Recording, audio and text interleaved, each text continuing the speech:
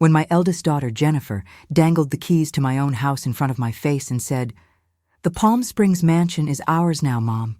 You lost." I just smiled and pointed to the lawyer's office door. "That's fine, sweetie, but before you celebrate, there's someone out there who needs to speak with you." Her smile froze. Her face went white as a sheet.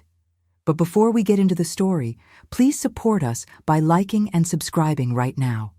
I also want to say hi. Leave your name, city, and the word present in the comments. I want to know where you're listening from, even in faraway places. My name is Margaret Sullivan. I'm 68 years old, and during 47 years of marriage, I thought I knew the meaning of family. How wrong I was. Everything fell apart that Thursday afternoon when the lawyer summoned us to his office for the reading of my late husband Thomas's will. It had been only 6 weeks since I lost him. 6 weeks since I held his hand for the last time as he took his final breath in our bed, the same bed we had slept in together for nearly 5 decades. My heart was still bleeding. Every morning I would wake up and for a brief moment forget he was gone. Then reality would hit me like a punch to the gut. I arrived at Mr. Patterson's office 15 minutes before the scheduled time. Punctuality was something Thomas and I had always valued. I sat in one of the leather chairs in the waiting room, my black purse in my lap, the same purse I used at his funeral. My hands were trembling slightly. I didn't know why. Thomas and I had discussed our wills dozens of times over the years. Everything was decided, everything was clear, or at least that's what I thought. My youngest daughter, Sarah, arrived first. She hugged me tight, and I felt her tears wet my shoulder. Sarah was always the most sensitive of my 3 children. She sat beside me and held my hand, as if she knew I would need support. Sometimes mothers know things without anyone having to say a word. Then came my middle son, Daniel. He worked as an engineer in Seattle and had flown down to California specifically for this meeting. He kissed my forehead and asked how I was. "I'll be fine, honey," I lied. Because that's what mothers do, protect their children, even when they are the ones who need protection. And then Jennifer arrived. My eldest daughter, 46 years old. She walked into that office as if she owned the place. She was wearing an expensive navy blue power suit, high heels that clicked loudly on the hardwood floor, and that air of superiority she had perfected over the last 10 years.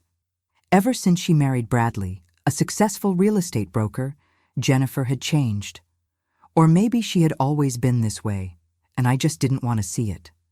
Her blonde hair was impeccably styled, her nails perfectly done. She looked me up and down, assessing my simple dress, my comfortable shoes, my gray hair tied back in a loose ponytail.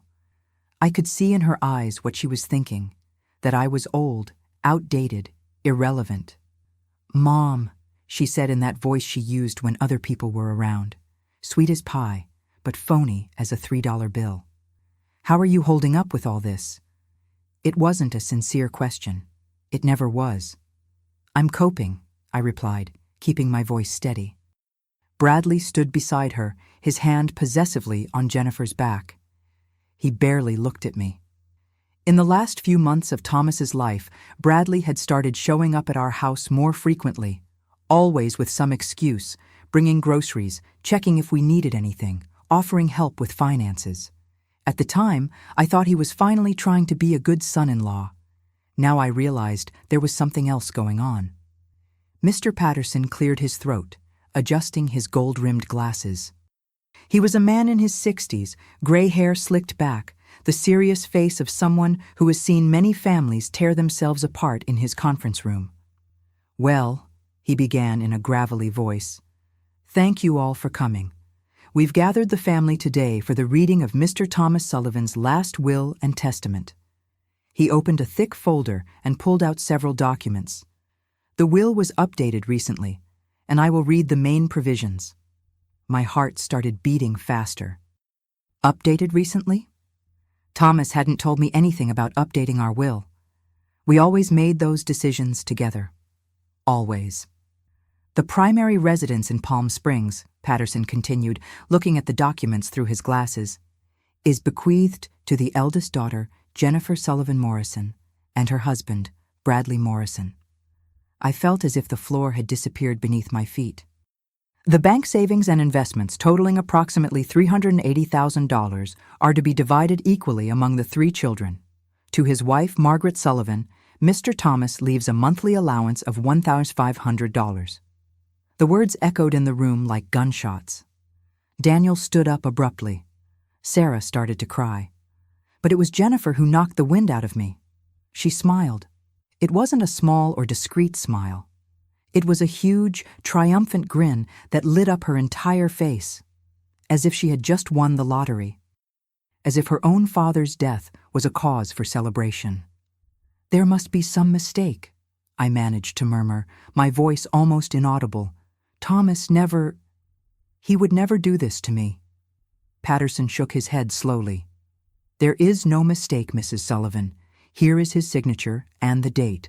The will was modified 5 months ago." 5 months. Exactly when Thomas started showing signs of confusion, when he started forgetting names, dates, conversations we'd just had. The doctor said it was normal for his age, that it wasn't anything serious, but I knew something was wrong. Thomas always had a memory sharp as a tack. 5 months, just when Jennifer and Bradley started visiting us more often. I looked at Jennifer, searching for some sign of surprise, some indication that she was also shocked by this, but there was no surprise on her face, only that horrible smile, and in her eyes something that chilled me to the bone, pure satisfaction. "Jennifer," I whispered, feeling my world collapse around me. "Did you know about this?" She didn't answer immediately. She just crossed her legs elegantly and examined her perfectly manicured nails. Bradley put his hand on her shoulder, a gesture that seemed more territorial than affectionate. "Mom," Jennifer finally said, with that condescending voice she used when talking to me in recent years. "Dad thought it was for the best. The house needs constant maintenance, and Bradley and I have the resources to keep it up properly." Resources. As if our home, the place where we raised our children, where we celebrated Christmases and birthdays, where Thomas took his last breaths, was just a matter of financial resources. Sarah was crying openly now. "This can't be real. Dad would never have left Mom with practically nothing. Where is she going to live?" And that was when Jennifer took off the mask. She stood up slowly, smoothed her expensive suit, and reached into her designer handbag. She pulled out a set of keys, the keys to my house, the house Thomas and I bought 43 years ago, and jangled them in front of me like they were a trophy. "The Palm Springs mansion is ours now," she said, loud enough for everyone to hear. Her eyes shone with a cruelty I had never seen before. "Except that you lost, Mom. You're old, outdated, and it's way past time for you to get out of the way." The silence that followed was so deep I could hear my own heart beating. Sarah stopped crying, stunned. Daniel stood there, jaw dropped, as if he couldn't process that those words had come out of his own sister's mouth. Even Mr. Patterson looked uncomfortable. Friends, every story I tell you is released every day. But YouTube will only show them to you if you tap the red subscribe button. Please do it now while I'm speaking. Tap subscribe, turn on notifications, and you'll never miss a story. Have you done it yet? Thank you. But Jennifer wasn't finished. She began to pace around my chair, like a predator circling its prey. "You know, Mom," she continued, "for years I had to put up with your lectures on how to be a good daughter, a good wife. I had to listen to your criticisms about my life choices, about how I should spend my money, about how I should raise my own kids. Every word was like a knife wound. Because they weren't true. I had never criticized Jennifer that way. Yes, we had our differences, like all mothers and daughters do. But I always tried to support her, always tried to be there for her. Years pretending to respect the woman who told me on my wedding day that Bradley wasn't good enough for me," she continued, bringing her face close to mine. I could smell the coffee and rage on her breath. "Well, guess what, Mom? In the end, it turns out you were the one who wasn't good enough. Not even your own husband found you worthy of inheriting the house you shared." Daniel finally found his voice. "Jennifer, stop it. You are talking about our mother." She turned to him with disdain. "Our mother, who always thought she was better than all of us, who always made us feel like unwelcome visitors in her precious, perfect house, who always had Dad wrapped around her little finger." I felt tears burning in my eyes, but I refused to let them fall. Not there, not in front of her. I wouldn't give Jennifer the satisfaction of seeing me completely destroyed. Sarah grabbed my hand. "Mom, you can come live with me and John. We have room." "No," Jennifer said firmly, turning to her sister. "She's not going to bounce from house to house like a burden. She's going to have to learn to fend for herself, like adults do." It was in that moment that something shifted inside me. Despite the pain, despite the humiliation, despite the feeling that my world was crumbling, a strange calm washed over me. It was as if something that had been dormant inside me for a long time had finally awakened. A strength I didn't know I had, because there was something Jennifer didn't know, something no one in that room knew, except me, and that something was about to change everything. I rose from the chair slowly. All eyes turned to me. Jennifer smiled, clearly expecting to see me defeated, broken, begging. But I wasn't defeated. Far from it. I squared my shoulders, lifted my chin, and walked to the door with steady steps. I felt the weight of 68 years in my bones, but I also felt something else, the strength of a woman who had been underestimated for too long. In the doorway, I turned and looked directly at Jennifer. "That's fine, sweetie," I said with a voice I barely recognized, calm, but loaded with something dangerous. "But before you celebrate your victory, there is someone out here with a very important message for you and for Bradley." Jennifer's smile vanished instantly. Bradley jumped up, his nervous eyes darting from me to the door and back to me. "What are you talking about?" Jennifer asked, but there was a note of nervousness in her voice that hadn't been there before. I just smiled, a smile that held secrets accumulated over months of careful planning. "You'll see," I said softly, and then I opened the door. The figure that appeared made the air in the room turn thick and heavy. It was a man in his 50s, average height, wearing a conservative gray suit. He carried a black leather briefcase in one hand and an ID badge in the other.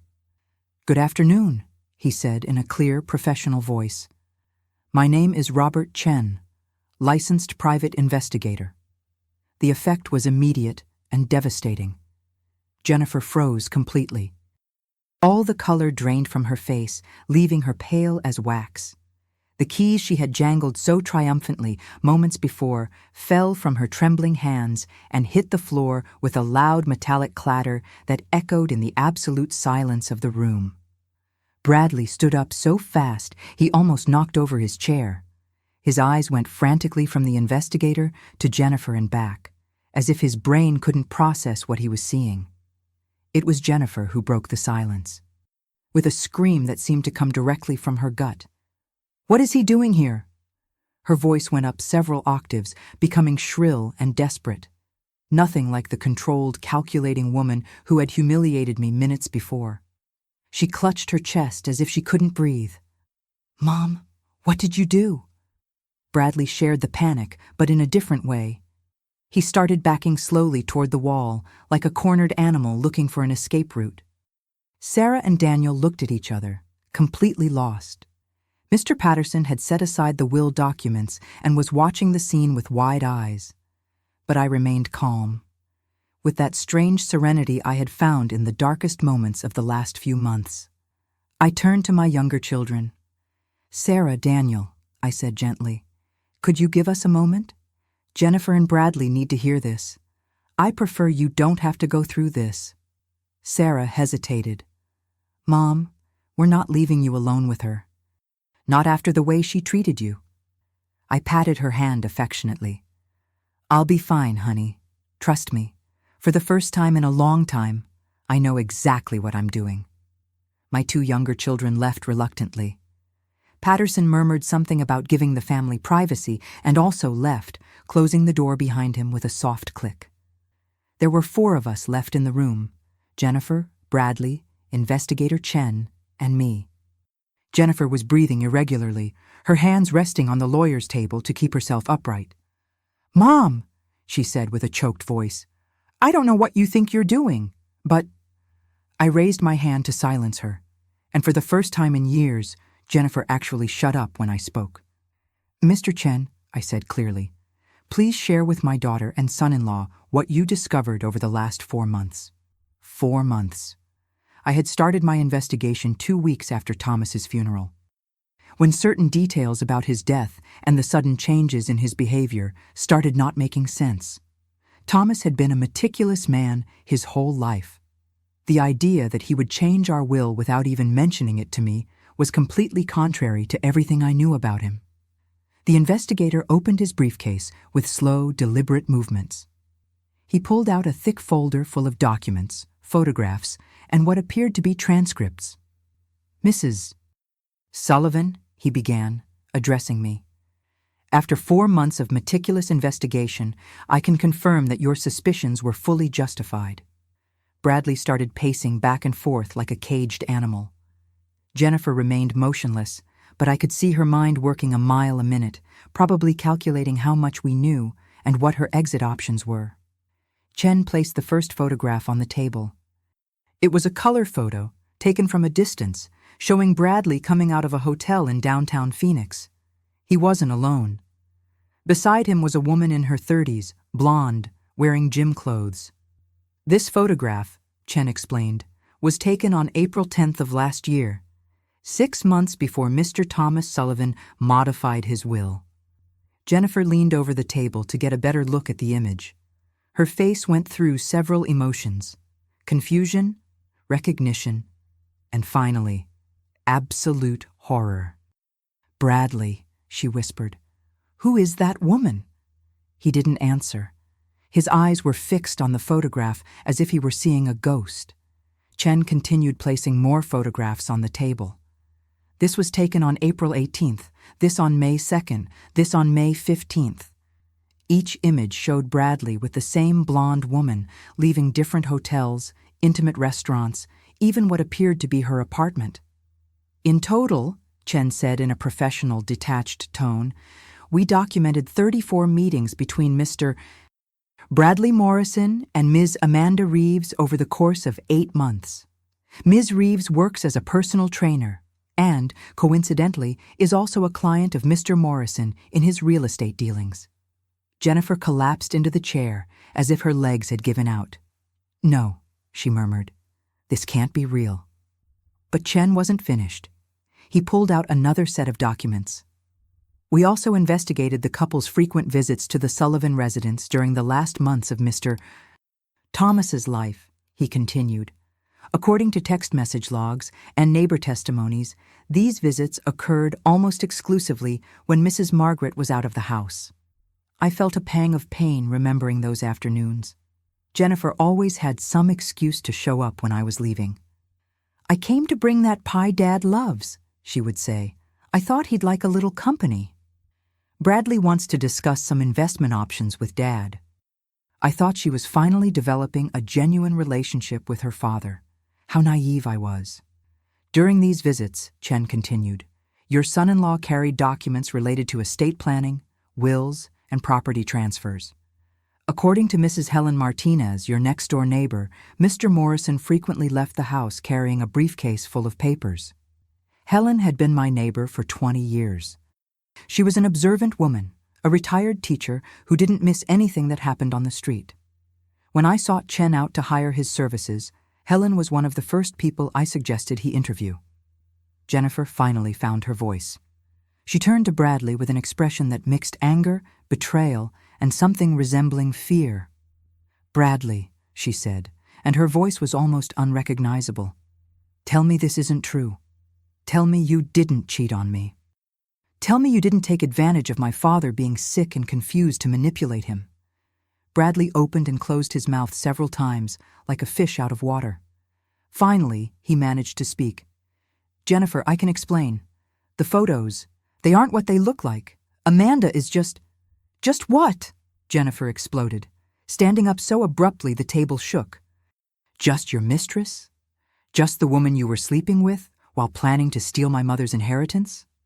It was the first time I felt a pang of pity for Jennifer, because in that moment, she was experiencing exactly what I had felt moments before, the feeling that everything she believed in was a lie. But Chen wasn't finished. He took a small digital recorder out of his briefcase. "Mrs. Sullivan," he said, looking at me, "would you like me to play the phone conversation we managed to record between Mr. Morrison and Ms. Reeves on September 3rd of last year?" I nodded. It was time for Jennifer to hear the whole truth, the full extent of the betrayal that had been planned against me, against Thomas, against our family. Chen pressed play. Bradley's voice filled the room, clear and unmistakable. "Amanda, baby, I'm telling you, it's almost done. The old man barely knows what he's signing lately." A female voice replied, laughing, "Are you sure he won't notice? What if the wife finds out?" "Margaret?" Bradley laughed dismissively. "She's old and naive, trusts everyone. And anyway, once we have the house and the inheritance money, it won't matter what she thinks. Jennifer will have everything, and Jennifer does what I say." I looked at Jennifer. Tears were streaming down her face, ruining her impeccable makeup. Amanda's voice continued, "And afterwards? Are you really going to divorce her?" "Of course I am," Bradley replied without hesitation. "As soon as the money is safe in our accounts. Jennifer has already served her purpose. Her mother will be left with nothing. Jennifer will get half the inheritance in the divorce and will keep everything. It's the perfect con." Chen stopped the recording. The silence that followed was so thick you could cut it with a knife. Jennifer was completely still. Her face had taken on a sickly pallor. Bradley looked at the floor, unable to face any of us. "Jennifer," I whispered, and my voice was gentler than I expected. Because despite everything she had done to me, she was still my daughter. "Did you know this? Did you know he was using you?" She shook her head slowly, tears continuing to fall. "No," she murmured. I didn't know about Amanda. He told me it was for our future. That Dad wanted this. That you had had your chance, and now it was our turn." If you want to know how this story ends and discover many more, hit the red subscribe button. It's free, and it helps me a lot. "And you believed him," I said simply. It wasn't a question. She finally looked at me, and for the first time in years, I saw my real daughter. Not the ambitious and cruel woman who had jangled the keys in front of me, but the insecure little girl who always felt she needed to prove her worth. "He told me you didn't respect me," she said, her voice choked. "That you always thought I was less capable than Sarah or Daniel, that I would never be good enough in your eyes." My heart broke a little. "Jennifer, I never—" "I know," she interrupted, wiping her face with her hands. "I know that now. He was manipulating me, just like he manipulated Dad." Bradley finally spoke, his voice desperate. "Jennifer, baby, you have to understand. I was weak. Amanda means nothing. And about the will, I was just trying to secure our future." "Shut up," Jennifer cut him off, her voice like ice. "Don't call me baby. Don't speak to me. Don't come near me." Chen cleared his throat. "There is one more thing Mrs. Sullivan needs to know." I looked at him, surprised. I thought we had already covered everything. He pulled out another folder, this one even thicker than the previous ones. "During our investigation, we didn't just document Mr. Morrison's extramarital affair and the manipulation of Mr. Thomas. We also investigated the authenticity of the will that was read today." I felt my heart race. "What did you find?" "The will that Mr. Patterson read," Chen explained, "was indeed signed by your husband, but it was signed under duress and manipulation, while Mr. Thomas was experiencing episodes of mental confusion due to early-onset dementia." Bradley started shaking visibly. "That's not true." Thomas knew exactly what he was doing. Chen looked directly at him. "According to medical records we obtained with legal authorization, Mr. Thomas Sullivan was diagnosed with early-stage dementia 7 months prior to his death. His doctor, Dr. Harrison, had specifically recommended that he make no major legal decisions without family supervision. I felt tears burning in my eyes. Thomas knew. He knew he was getting confused and didn't tell me because he didn't want to worry me. Always trying to protect me, even when he needed protection too. But there is more, Chen continued, and now there was a small smile on his face. Mrs. Sullivan initially hired me to investigate the suspicious circumstances surrounding the change of the will. However, during my investigation, I discovered something even she didn't know. He looked at me with respect. Your husband, Mrs. Sullivan, was smarter than any of us imagined. I frowned. What do you mean? Chen opened the folder and pulled out an official document with seals and notarized signatures. 4 days after signing the will that benefited Jennifer and Bradley, Mr. Thomas visited another law office, alone, in one of his moments of lucidity. My heart began to beat harder. What did he do? He signed a completely different will, Chen said, placing the document on the table. A will that completely revokes the previous one and restores the original distribution of assets you had planned together years ago. Jennifer approached the document as if it were a venomous snake. That's impossible. Why didn't we know about this? Because your father, Chen explained, in one of those moments of mental clarity that people with dementia sometimes experience, realized he had been manipulated. According to the lawyer who prepared this second will, Mr. Thomas arrived at the office very agitated, saying he had made a terrible mistake and needed to fix it before it was too late. I took the document with trembling hands. It was Thomas's handwriting, his unmistakable signature, although a little shakier than usual. The header was clearly dated, 4 days after the forged will. The lawyer who prepared this document, Chen continued, is James Whitmore, an old college friend of your husband's. When I contacted his office during my investigation, he confirmed he received specific instructions from Mr. Thomas not to reveal the existence of this will until the first one was read publicly. I began to read the document, and tears started falling freely down my face. There it was, in black and white, the proof of Thomas's love for me. Even confused, even being manipulated, he had found a way to protect me. What does it say? Jennifer asked with a weak voice.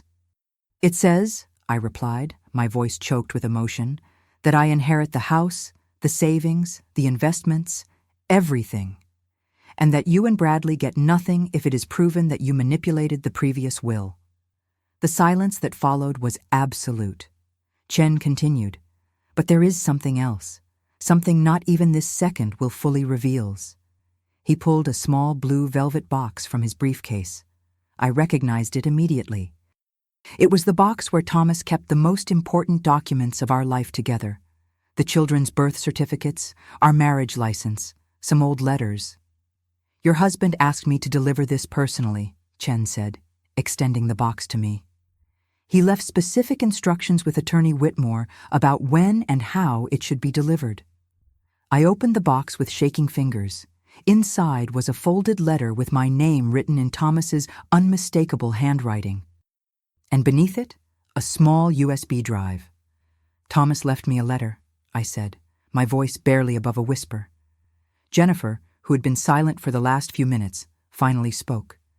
But her voice no longer held that cruel arrogance, only defeat. Mom, I didn't know about Dad's dementia, about Bradley's plans with that woman, about any of this. I thought. You thought you would finally be recognized, I finished for her. That you would finally be the special daughter.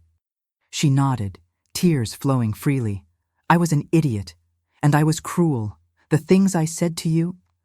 Bradley tried to approach her, but Jennifer pulled away as if he had a contagious disease. No, she said firmly. Don't come near me, not now. Maybe never again. Chen closed his briefcase. Mrs. Sullivan, the authentic will and all evidence of fraud have been delivered to the appropriate authorities. The legal process to execute Mr. Thomas's true will begins tomorrow morning. He looked at Bradley with a professional but cold expression. I should also inform you, Mr. Morrison, that evidence of your extramarital affair and the manipulation of a cognitively impaired person has been presented to the district attorney's office. You may face criminal charges in addition to civil consequences. The color drained completely from Bradley's face. Criminal charges? Why? I didn't do anything illegal. Elder financial abuse, Chen said calmly.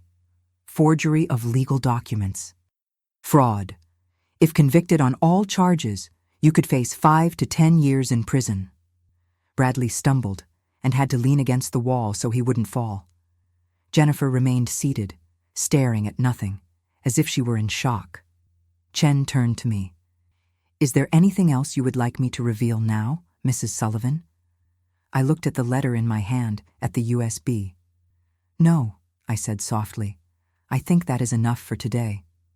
Chen nodded and headed for the door. Before leaving, he turned one last time. For what it's worth, Mrs. Sullivan, your husband was a remarkable man. The care he took to ensure your protection, even when he was losing his mental faculties. It was something extraordinary to witness. After he left, we stood in silence, me, Jennifer, and Bradley, 3 people whose lives had changed completely in less than an hour. It was Jennifer who finally broke the silence. Mom, she said, and her voice was so small, so broken, that for a moment she sounded like the 5-year-old girl who used to climb into my lap when she had nightmares. Is there any way I can fix this, to earn back your trust? I looked at my eldest daughter. At the woman who had humiliated me, who had called me a useless old woman, who had conspired to leave me with nothing. But I also saw the woman who had been manipulated, who had been used, who had her own insecurities exploited by a man she thought loved her. I don't know, I answered honestly. Maybe, with time, with a lot of time, and with true honesty between us. She nodded, accepting that. Because sometimes the only thing we can do is accept the consequences of our choices. What about me? Asked Bradley, his voice desperate. Jennifer, you have to understand, I made mistakes, but get out, Jennifer said, her voice cold as ice. Get out of this room. Get out of my life. You'll be hearing from my divorce lawyer soon. Bradley looked at her, then at me, as if expecting me to intervene. But I said nothing. I just watched him leave, his shoulders slumped in defeat. When the door closed behind him, Jennifer turned to me. Can I read Dad's letter with you? I hesitated for a moment. The letter was personal, intimate, Thomas's last words to me. But looking at Jennifer, at my daughter who was clearly destroyed, I realized that maybe she needed to hear her father's words too. Yes, I said finally. I think you should. We opened the letter together, our heads close as we read the words Thomas had written with his trembling hand. My dearest Margaret, the letter began. If you are reading this, it means my worst fears have come true. Jennifer has shown who she really is, and you have discovered what Bradley planned to do. Jennifer sobbed beside me, but we kept reading. I want you to know that I fought every day against the confusion in my mind to keep our love protected. There were days when I couldn't remember our grandchildren's names, but never, not for a second, did I forget how much I love you.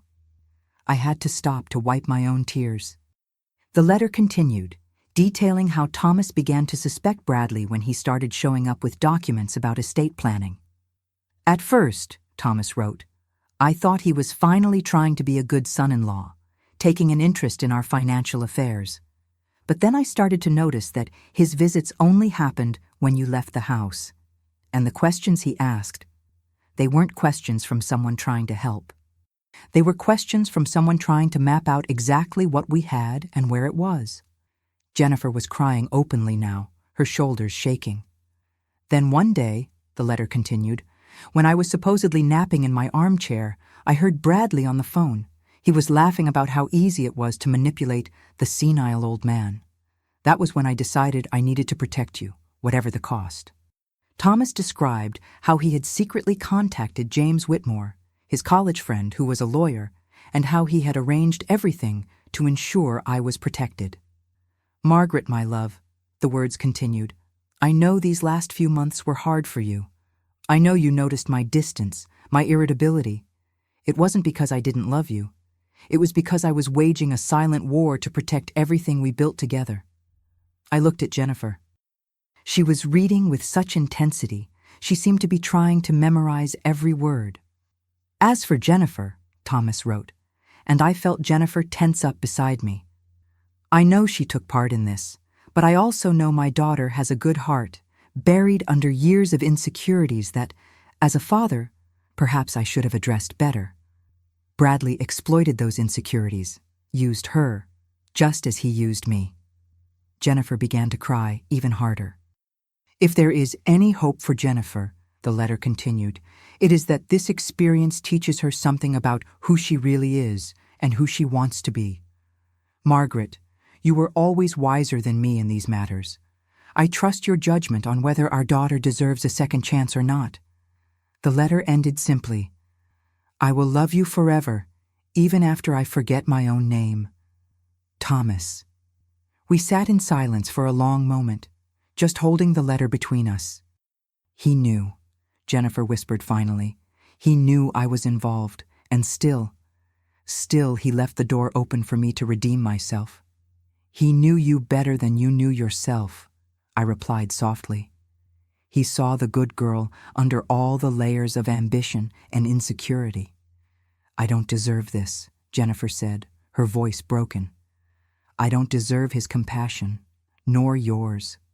I looked at my daughter, really looked at her, perhaps for the first time in years. I saw the wrinkles around her eyes that weren't there before. I saw the tension in her shoulders. I saw a woman who had spent so much time trying to prove her worth that she had forgotten who she really was. Maybe not, I said honestly. But your father left that choice to me, and I am still deciding. Jennifer nodded, accepting that. It was more than she deserved, and she knew it. What about the USB? She asked, looking at the small memory drive that was still in the box. I picked up the USB and looked at it for a moment. I don't know. Shall we watch it together? I called Sarah and Daniel back into the room. They deserved to be present for whatever Thomas had left recorded. When they arrived, Patterson also returned, curious about what else that extraordinary afternoon would reveal. Patterson had a laptop in the office. I plugged in the USB and clicked on the only file that was there. It was a video. The image shook for a moment, then stabilized. And there he was. Thomas, my husband, sitting in a chair I recognized from James Whitmore's office. Hello, my love, he said to the camera, and his voice made my heart clench. If you are watching this, it means you have already read my letter and know what was happening. But there is one thing I didn't put in the letter, something I need you to see with your own eyes. The camera changed angles, and suddenly it was showing a different room. Our living room. And there were Bradley and Jennifer, sitting together on the sofa, unaware they were being filmed. I installed a hidden camera, Thomas's voice explained in the video, after I started getting suspicious. This was recorded 3 days before they took me to sign the fake will. In the video, Bradley was speaking. So everything is set? You managed to convince him? Jennifer nodded. It was easier than I thought. He's so confused lately. I just said it was what you and I needed for our future, that my mother already had her chance to be happy, and now it was our turn. Beside me, the present Jennifer, not the one in the video, was frozen, watching herself conspire against her own father. And your mother? Bradley asked in the video. Won't she suspect? Jennifer shrugged, and the casual gesture broke my heart. My mother is naive. She trusts people. When she realizes what happened, it will be too late. And afterwards? Asked Bradley, pulling Jennifer closer. After we have the house and the money? Jennifer laughed. Actually laughed. Afterwards, my mother is going to have to learn that the world isn't the fairy tale she always thought it was. She always thought she was so special, so loved. It's going to be interesting to see how she deals with reality. The video ended abruptly. The silence in the room was so deep, I could hear my own heart beating. Sarah was looking at Jennifer with an expression of horror and disgust. Daniel had turned his face away as if he couldn't bear to look at his sister. Jennifer was pale as death, shaking violently. I didn't know he was filming. I didn't know that he was lucid enough to protect himself? I finished for her. My voice was surprisingly calm. That even with the dementia, he was smarter than you two put together? Mom, please, Jennifer began, but Sarah interrupted her. No, Sarah said, her voice full of anger. No, Jennifer, you don't have the right to ask for anything. You called our mother naive. You laughed at the idea of leaving her with nothing. Sarah had to stop, too much emotion blocking her throat. Daniel finally spoke, his voice low but firm. Jennifer, you're my sister. We grew up together. But the woman in that video, I don't recognize her. Neither do I, whispered Jennifer. I don't recognize who I became. Patterson cleared his throat uncomfortably. Mrs. Sullivan, with this video and all the other evidence, you have a very strong criminal case against both of them. Would you like me to forward this to the district attorney? I looked at Jennifer, at my daughter who had conspired against me, who had humiliated me, who had planned to leave me with nothing. But I also saw the woman who was completely destroyed now, who had lost her marriage, her dignity, and possibly her freedom. I don't know, I admitted. I need time to think. Of course, said Patterson. But regarding Mr. Morrison at least, I strongly recommend you press charges. He is not family, and the evidence against him is substantial. Yes, I agreed. Bradley will definitely answer for his crimes. Jennifer nodded slowly. He should. He used me, used my father, used you. He deserves everything that's coming. In the days that followed, my life changed in ways I could never have imagined. Thomas's true will was validated by the court. I recovered my house, my savings, everything Thomas and I had built together over 47 years of marriage. Bradley was indicted for elder financial abuse, fraud, and forgery of documents. His affair with Amanda Reeves became public, destroying his reputation in the real estate business. The last I heard of him, he was facing not only criminal charges, but also complete financial ruin. Jennifer filed for divorce immediately. She didn't want anything from him. No money, no property, nothing. She just wanted him out of her life. As for me and Jennifer, that was the most complicated part. 3 weeks after that revealing afternoon in Patterson's office, Jennifer showed up at my door. She wasn't wearing makeup. Her hair was simply tied back in a ponytail, and she was wearing jeans and a simple t-shirt. It was the first time in years I saw her without all the trappings of wealth and status she valued so much. Mom, she said, standing in the doorway, I didn't come to ask for forgiveness. I know I don't deserve it. But I came to say that I started seeing a therapist, twice a week. I'm trying to understand who I became and why. I let her in. We made coffee together in silence, something we hadn't done in years. The therapist says I have deep self-esteem issues, Jennifer continued, sitting at my kitchen table. That I always felt I had to compete for attention and love. That Bradley exploited that, but that the feelings were already there, waiting to be manipulated. And do you agree with that? I asked, genuinely curious. Yes, she admitted. I always felt like Sarah was the favorite because she was the baby. That Daniel was special because he was the only son. And me? I was just the middle one, not special in any way. Jennifer, I began, but she raised her hand. Let me finish, please.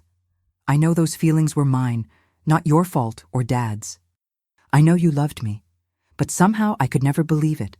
So when Bradley started telling me I deserved more, that I was special, that finally it was my turn, I wanted to believe it so badly I didn't question anything. We sat in silence for a moment. The clock on the wall ticked away the time, each tick a reminder of how many moments like this we had lost over the years. It's going to take me a long time, I said finally, to process everything that happened. To decide if I can trust you again? I know, said Jennifer, tears in her eyes. And I'll wait, even if it takes years, even if you can never forgive me completely. I'm going to work on myself. I'm going to become someone my father would be proud to call daughter." I didn't answer immediately. I just took her hand across the table and held it. It wasn't forgiveness, not yet, but it was a start. The months passed. Autumn gave way to winter, then to spring. Bradley was tried and sentenced to 7 years in prison. The local news covered the case. Realtor convicted of elder exploitation, and I had to learn to ignore the pitying looks from neighbors and acquaintances. Jennifer kept her word. She continued with therapy. She began to rebuild her life, this time without the need to prove something to someone. She found a modest job at a local library, a job she said gave her peace, something she had never felt in her previous corporate career. Sarah and Daniel were slower to forgive. Sarah especially had a hard time being in the same room as Jennifer. But slowly, at the family gatherings I began organizing monthly, I saw small signs of healing.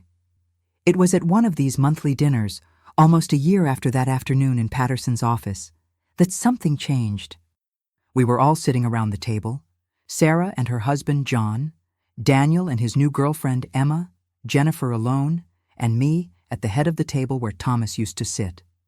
Jennifer was telling us about a book she had discovered at the library, making Sarah laugh with her description of a particularly eccentric character. Daniel even made a joke, something light and without malice. For a brief moment, we were a family again. After everyone left except Jennifer, the two of us washed the dishes together. She washed, I dried, a routine we had when she was a child and insisted on helping Mommy. "Mom," she said softly, her hands still in the soapy water. "Thank you." "For what?" I asked, knowing the answer but needing to hear it from her. "For not giving up on me, even when I had given up on myself, even when I didn't deserve even a little bit of your consideration." I put down the plate I was drying and turned to her. "Jennifer, you are my daughter. No matter what happens, no matter what mistakes you make, you will always be my daughter." "But after everything I did, after everything you did," I interrupted gently, "you chose to change. That was the bravest thing you could have done." She turned to me, tears shining in her eyes. "I'm so sorry, Mom. I'm sorry for every cruel word, for every selfish thought, for trying to take from you what Dad wanted you to have." "I know," I said simply. And for the first time, I truly believed it. We hugged there in the kitchen, surrounded by clean dishes and memories of family meals, past and future. It didn't erase everything that had happened, but it was a step toward healing. That night, after Jennifer left, I sat alone in the living room. In the same room where Thomas had been secretly filmed, where so many important conversations had happened over the years. I picked up the letter he had left me. I had read it so many times the folds were starting to tear, and read his words again. "Margaret, my love, I know these last few months were hard for you. I know you noticed my distance, my irritability. It wasn't because I didn't love you. It was because I was waging a silent war to protect everything we built together." He had protected me. Even when his mind was failing, even when he was confused and scared, Thomas had found a way to protect me. I looked around the room, our room, in our house, full of 47 years of memories. Photographs on the walls of weddings, births, family vacations, Thomas's favorite armchair, which I still hadn't found the courage to move. The fireplace where we roasted marshmallows with the grandkids. All this had almost been taken from me. By greed, by manipulation. By people who should have loved me but chose to use me. But Thomas, even in death, had protected me, and by doing so, he had taught me something important. Sometimes the people we love will let us down. Sometimes they will hurt us in ways we never imagined possible. But that doesn't mean we give up on them completely. It means we set boundaries, we demand real change, we keep our eyes open. Jennifer was changing. I could see that. It wasn't fast, it wasn't easy, but it was real. Bradley, on the other hand, never showed real remorse, only anger at having been caught. He deserved everything he got. The difference between them taught me that forgiveness isn't about forgetting or minimizing the harm caused.